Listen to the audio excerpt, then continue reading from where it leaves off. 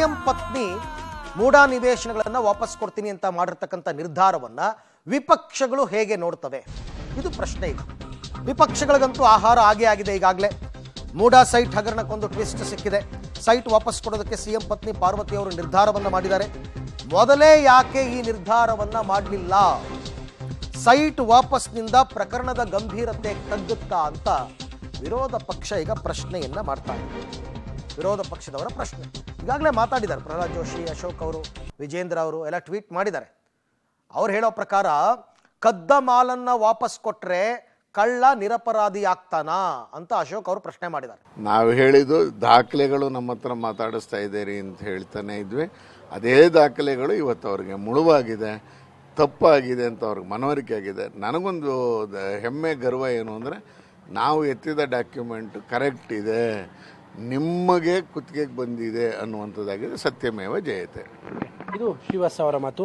ಇನ್ನು 12 ದಿನ ಅಂದರೆ ನವರಾತ್ರಿಯ 11 ಶ್ರೀವತ್ಸ ಅವರು ಮೈಸೂರು ಶಾಸಕರು ಮಾತನಾಡ್ತಾ ಇದ್ರು. ಇನ್ಫ್ಯಾಕ್ಟ್ ಈ ಪ್ರಕರಣ ಬೆಳಕಿಗೆ ಬರೋದಕ್ಕೆ ಮೇನ್ ಕಾರಣ ಅವರೇನೆ.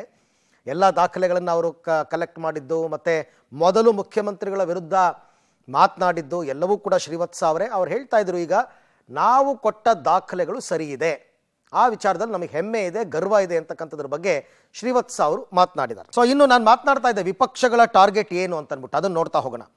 ಸಿಎಂ ಪತ್ನಿ ಸೈಟ್ ಹಿಂದಿರುಗಿಸಿರೋದೇ ವಿಪಕ್ಷಗಳಿಗೆ ಒಂದು ಪ್ರಮುಖ ಅಸ್ತ್ರ. ನಾನು ಹಾಗೆ ಆರಂಭದಿಂದನೂ ಅದನ್ನೇ ಹೇಳ್ತಾ ಇರೋದು. ಇಷ್ಟು ದಿನ ತಪ್ಪೇ ಮಾಡಿಲ್ಲ ಅಂದವರಿಂದ ಈಗ ಸೈಟ್ ವಾಪಸ್ ಆಗಿದೆ. ನೀವು ತಪ್ಪು ಮಾಡಿಲ್ಲ ಅಂದಿದ್ರೆ ಸೈಟ್ ಯಾಕೆ ವಾಪಸ್ ಕೊಡೋ ತೀರ್ಮಾನಕ್ಕೆ ಬರ್ತಾ ಇದ್ರಿ ಅಂತ ಪ್ರಶ್ನೆ. ಈ ಮೂಲಕ ತಪ್ಪು ಒಪ್ಪಿಕೊಂಡಿದ್ದಾರೆ ಅಂತ ಸಿಎಂ ವಿರುದ್ಧ ಮುಗಿ ಬೀಳಬಹುದು. ಮುಗಿ ಬಿದ್ದಿದ್ದಾರೆ, ಆಲ್ರೆಡಿ ಮುಗಿ ಬಿದ್ದಿದ್ದಾರೆ. ಸಿಎಂ ರಾಜೀನಾಮೆಗೆ ಬಿಗಿಪಟ್ಟನ್ನ ಜಾಸ್ತಿ ಮಾಡಬಹುದು, ಪ್ರತಿಭಟನೆಯನ್ನ ನಡೆಸಬಹುದು. ತಮಗೆ ಬಂದಿದ್ದಂತಹ 14 ಸೈಟ್ಗಳನ್ನು ವಾಪಸ್ ಕೊಟ್ಟಿದ್ದಾರೆ. ಈ ಮೂಲಕವಾಗಿ ಮತ್ತೊಂದು ಟ್ವಿಸ್ಟ್ ಈ ಪ್ರಕರಣಕ್ಕೆ ಸಿಕ್ಕಿರುವಂತಹದ್ದು.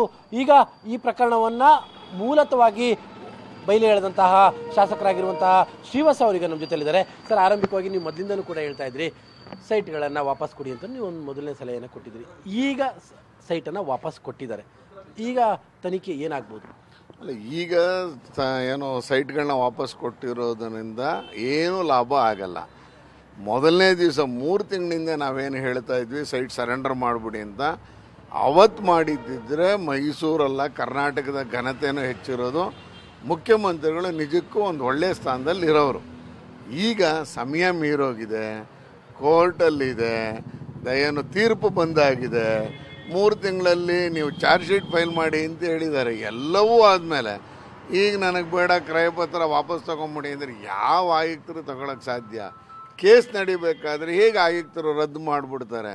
ಇದಕ್ಕೆ ಅದರದೇ ಆದಂಥ ಕಾನೂನು ಕಟ್ಟಳೆಗಳಿದೆ. ಎಲ್ಲೋ ಒಂದು ಕಡೆ ಸುಪ್ರೀಂ ಕೋರ್ಟಲ್ಲಿ 2019 ಒಂದು ಜಡ್ಜ್ಮೆಂಟ್ ಆಗಿದೆ, ಮಧ್ಯಪ್ರದೇಶ್ ವರ್ಸಸ್ ಒಂದು ಲಕ್ಷ್ಮೀನಾರಾಯಣ ಅನ್ನುವಂಥ ಕೇಸಲ್ಲಿ.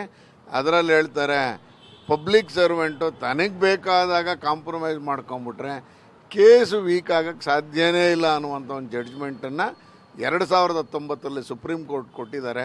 ಅದೇ ತೀರ್ಪು ಇವ್ರಿಗೆ ಅನ್ಯಾಯ ಆಗುತ್ತೆ. ಯಾವ ಕಾರಣಕ್ಕೂ ಇವ್ರು ಬಚಾಯಿಸ್ಕೊಳ್ಳೋಕೆ ಸಾಧ್ಯನೇ ಇಲ್ಲ. ಅಲ್ಲ, ಒಂದು ಕಡೆ ಇಡಿ ಎಂಟ್ರಿ ಆಗಿದೆ, ಇನ್ನೊಂದು ಕಡೆ CBI ಎಂಟ್ರಿ ಆಗುವಂಥ ಲಕ್ಷಣ ಕಾಣ್ತಾ ಇದೆ, ಲೋಕಾಯುಕ್ತ ತನಿಖೆ ಕೂಡ ನಡೀತಾ ಇದೆ. ಇಷ್ಟೆಲ್ಲ ಇದ್ದರೂ ಕೂಡ ನಿನ್ನೆ ಸೈಟನ್ನು ವಾಪಸ್ ಕೊಡೋ ನಿರ್ಧಾರಕ್ಕೆ ಬರ್ತಾರೆ ಅಂದರೆ ಏನಿದೆ ಇದರಿಂದ ಮರ್ಮ ಅಂತ ಅರ್ಥ ಆಗುತ್ತೆ. ಎಲ್ಲೋ ಒಂದು ಕಡೆ ಕಾನೂನಿನ ಕುಣಿಕೆಯಿಂದ ಒಂದು ಸ್ವಲ್ಪ ಆದರೂ ತಪ್ಪಿಸ್ಕೋಬಹುದಾ ಅನ್ನುವಂಥ ರೀತಿಯಲ್ಲಿ ಯೋಚನೆ ಮಾಡ್ತಿರ್ಬೋದು. ನಾವು ಅದಕ್ಕೆ ಹೇಳಿದ್ದು, ಹಿತಶತ್ರುಗಳಿಂದನೇ ಸಿದ್ದರಾಮಯ್ಯನವರು ಕಾಲ ಮೇಲೆ ಕಲ್ಲೆತ್ತಾಕೊಂಡಿದ್ದಾರೆ. ಇದಕ್ಕೆ ಸಿದ್ದರಾಮಯ್ಯನವರು ಸ್ವಬುದ್ಧಿಯಿಂದ ಯೋಚನೆ ಮಾಡಿಲ್ಲ, ಅಕ್ಕಪಕ್ಕದವ್ರ ಮಾತನ್ನು ಕೇಳ್ಕೊಂಡಿದ್ದಾರೆ. ನೆನ್ನೆಯ ಸಿಗ್ನೇಚರ್ ನೋಡಿ, ಅವತ್ತು ವೈಟ್ನರ್ ಸಿಗ್ನೇಚರ್ ನೋಡಿ, ನೆನ್ನೆದು ಒರಿಜಿನಲ್ ಇದೆ ಮೇಡಮ್ ಮಾಡಿರೋವಂಥದ್ದು. ಇವತ್ತು ನಮ್ಗೆ ಅವ್ರ ಬಗ್ಗೆ ಗೌರವ ಇದೆ. ಸರತಿ ಸಾಲಲ್ಲಿ ಚಾಮುಂಡಿ ಬೆಟ್ಟದ ದೇವ್ರನ್ನ ದರ್ಶನ ಮಾಡ್ಕೊಂಡು ಬರ್ತಾ ಇದ್ದದ್ದು ಪಾರ್ವತಮ್ಮನವರು. ನೆನ್ನೆ ಯಾಕೆ ಆ ನಿರ್ಣಯ ತೆಗೆದುಕೊಂಡ್ರು? ಯಾಕೆ 3 ತಿಂಗಳಿಂದ ನಿಮ್ಗೆ ಅನ್ನಿಸ್ತಿಲ್ಲ ನಿಮ್ಮ ಮನೆಯವ್ರದ್ದು ಮರ್ಯಾದೆ ಬೀದಿಗೆ ಹೋಗ್ತಾ ಇದೆ ಅಂತ? ಇವತ್ತು ಯಾಕೆ ಅನ್ನಿಸ್ತು? ಯಾಕೆ ಅಂದರೆ ಇಡಿ ಎಂಟ್ರ್ ಆಗಿಬಿಟ್ಟಿದೆ. ಈಗ ಇವರ ಎಲ್ಲ ರಿಜಿಸ್ಟ್ರೇಷನ್ನು 1000 ರೂಪಾಯಿ ಒಳಗಿದೆ ಅಂತ ತೋರಿಸ್ತಾ ಇದೆ. 0% ರಿಜಿಸ್ಟ್ರೇಷನ್ ಆಗಿರುವಂಥದ್ದು. ಆ ರೀತಿ ಇದ್ದಾಗ ಇಡಿ ಎಂಟ್ರ್ ಆಗುತ್ತೆ ಅಂತ ನಾವು ಹೇಳ್ತಾನೇ ಇದ್ದೀವಿ. ಯಾವುದು ನಾವಿಲ್ಲ, ಹಿಂಗೇ ನಡೆಯುತ್ತೆ. CBI ಬರುತ್ತೆ, ಇಡಿ ಬರುತ್ತೆ, ನೀವು ಸರೆಂಡರ್ ಮಾಡಿ ಅಂತ.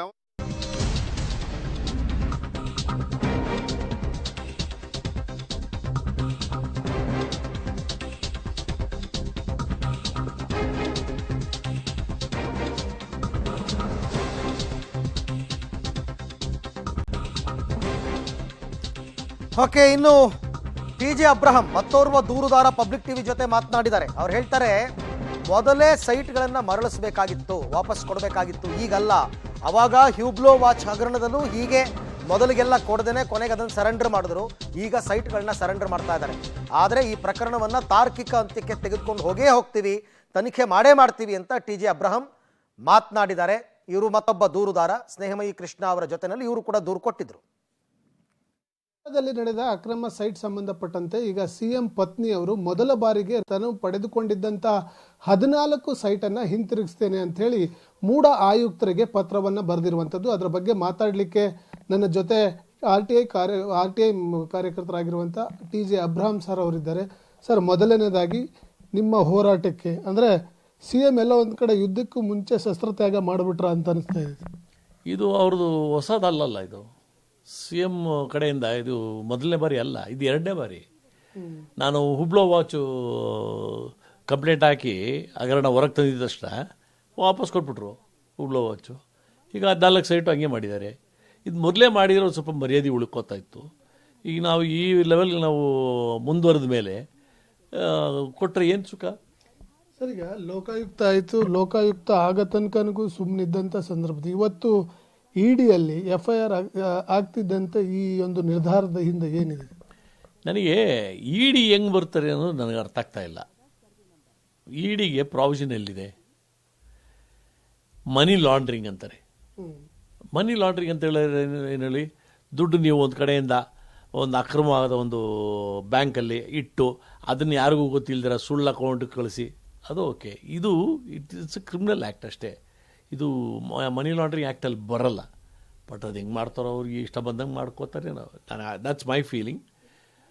ನನಗೆ ಅವ್ರು ಯಾಕೆ ವಾಪಸ್ ಕೊಟ್ಟರು ಅನ್ನೋದ್ರಲ್ಲಿ ನನಗೆ ಸಂತೋಷ ಇದೆ. ಯಾಕಂದರೆ ನನ್ನದೊಂದು ಪಿಟಿಷನ್ ಎಲ್ಲ ಇದರಲ್ಲಿದೆ. ನನ್ನ ಮೊನ್ನೆ ಉತ್ತರ ಬಂದಿತ್ತು, ಮೂಡ ಕಮಿಷನರ್ ಕೊಟ್ಟಿದ್ದೆ. ಅದು 14 ಅಕ್ರಮವಾಗಿ ತೊಗೊಂಡಿರೋದು ಅದನ್ನು ವಾಪಸ್ ಪಡ್ಕೊಳ್ಳಿ ಅಂತ. ಸೊ ಅವರು ಈಗ ಒಂದು ಆಯೋಗ ನಡೀತಾ ಇದೆಯಲ್ಲ, ರಿಟೈರ್ಡ್ ಜಡ್ಜದು, ಅದರ ತನಿಖೆ ವಿವರಗಳು ಹೊರಗೆ ಬಂದ ಮೇಲೆ ನಾವು ಅದಕ್ಕೆ ವಾಪಸ್ ತಗೊಳ್ಳೋ ಪ್ರಕ್ರಿಯೆಯನ್ನು ಪ್ರಾರಂಭ ಮಾಡ್ತೀವಿ ಅಂತ ಉತ್ತರ ಕೊಟ್ಟಿದ್ದಾರೆ. ಅದು ಮುಂಚೆನೇ ಇವರು ಕೊಟ್ಟಿದ್ದಾರೆ ವಾಪಸ್ಸು. ಸಂತೋಷ.